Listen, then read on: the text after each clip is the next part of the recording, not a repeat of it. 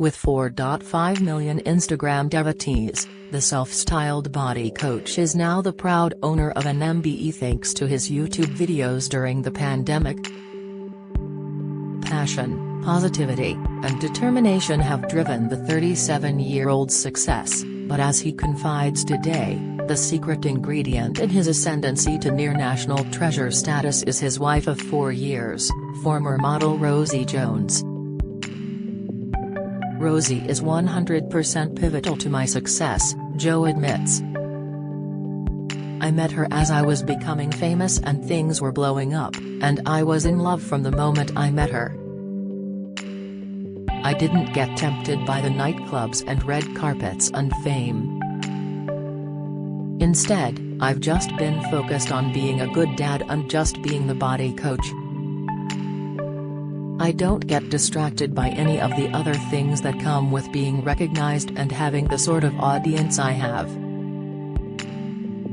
Raised on an Epsom Council estate with older brother Nicky, now CEO of his company, and their younger brother George, Joe's early years were worlds apart from the no-expense-spared upbringing he's able to provide for his own children, Indy, 4, Marley, 3, and 4-month-old Lenny.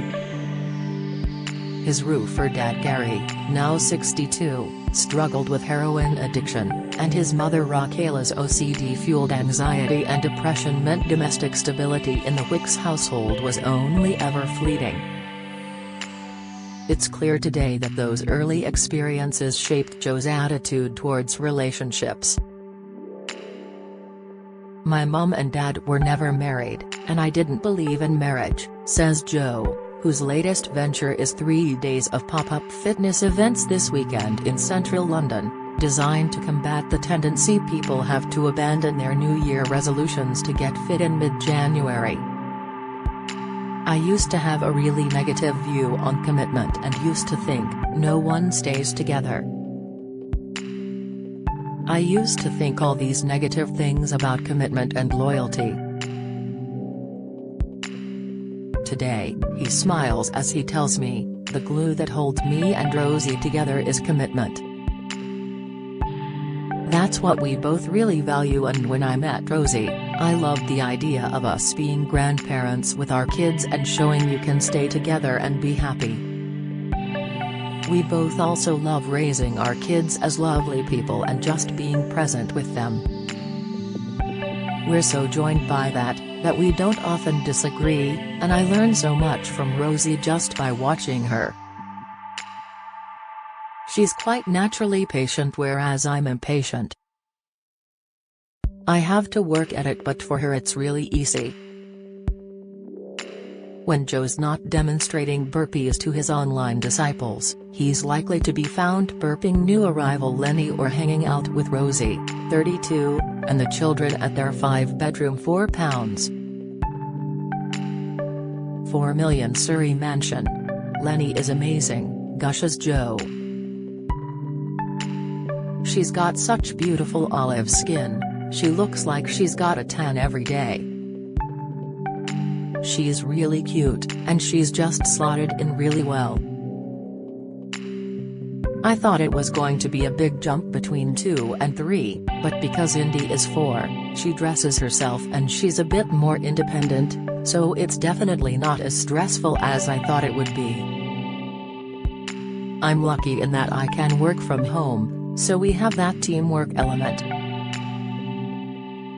I think it would be very hard if I was just out the door at 7 and Rosie was on her own, but we've got a good balance and we take turns with the school run and stuff, so one of us gets to have a little lay-in and catch up on our sleep. But so far, it's working out well. Also working out well is Joe's improving relationship with his father Gary, which he examined in last year's emotional BBC documentary Joe Wicks, Facing My Childhood. He is clean right now, but he is still doing the 12 steps and going to the NA meetings, which is an important part of his recovery, says Joe.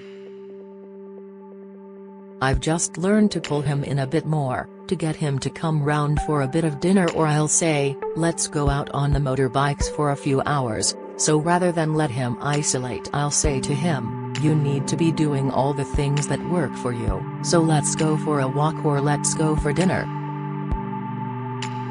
He's got to find other things that make him feel good, and that's ultimately connection, family and going to meetings. With his genetic history, Joe has clearly spent time pondering the nature of addiction, and he's careful to keep tabs on his own obsessive nature. There's definitely a lot of addiction in my family. My dad, my grandfather, and even his father, I think, was a drinker, but if there's any addiction in my life, it's definitely with exercise and with work and the journey and the legacy I'm trying to build. But do I worry about having that addictive gene, and would a really difficult life experience derail me to the point where I turn to booze or drugs? I certainly don't have that temptation. I've got a good relationship with alcohol. I can go out and have a really great night, have a drink. And that's it. It's once every few weeks, once a month, and I'm okay with that, whereas some people get in a rut, and it goes on for weeks or months. I know exercise makes me feel good, and I know alcohol makes me feel terrible and down the next day, so for me, the negative side effects of drugs and alcohol would be so overwhelming, so I just don't think I'd ever turn to that. Obsessive working, on the other hand, is tougher to rein in. People might say I'm a workaholic, he laughs. But I love it and don't think of it as a negative thing, but you do have to try not to let it affect your real relationships. I have a virtual world where I can speak to people all day, every day for hours and hours on this phone. But I also have to have a real-life experience with my wife and kids and my family and friends, and if you can have that balance, I think you can actually have both. Connection is clearly central to Joe's ethos, and his success has allowed him to cultivate several high-profile friendships with stars he used to admire from a distance. The people I have connected with are the people who I've always loved and watched from afar, people like Russell Brand, Jamie Oliver, Gordon Ramsay, and Louis Theroux. With Jamie, it's weird. When I was 16, I used to come home from school and watch him on The Naked Chef and think, I love this guy. I love watching him cook, and a few months ago there I was round his house with my whole family and he's cooking this amazing Sunday roast for all of us. I'm not someone who is out with different celebrity mates week after week.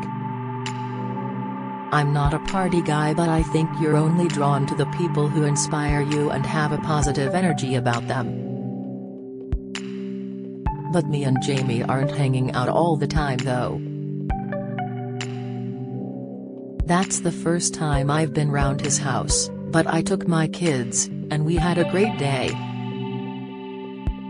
The most immediate challenge for Joe, before taking his PE with Joe on tour first to Australia next month, then on to America later this spring, is to dissuade flagging fitness enthusiasts from ditching their positive New Year fitness intentions. The middle of January is when numbers drop off and people stop going to the gym and everyone loses focus, he says. I hope people coming along to my pop-up sessions will feel reinvigorated, and I hope they'll go away buzzing from the exercise and take with them some practical tips on how to create sustainable change. That's what I'm trying to achieve. I know it's not easy with the pressures of social media and the cost of living and everything else going on in the world, but you can't just turn to food and alcohol and drugs and gambling or Netflix to make you feel better, because it doesn't work. Thinking about how you exercise and what you put in your body isn't optional anymore, it's essential. The Body Coach Studios will be open from the 20 to 22 January, with tickets priced at £12. Tickets on sale now at The Body Coach. facebook.com/studios/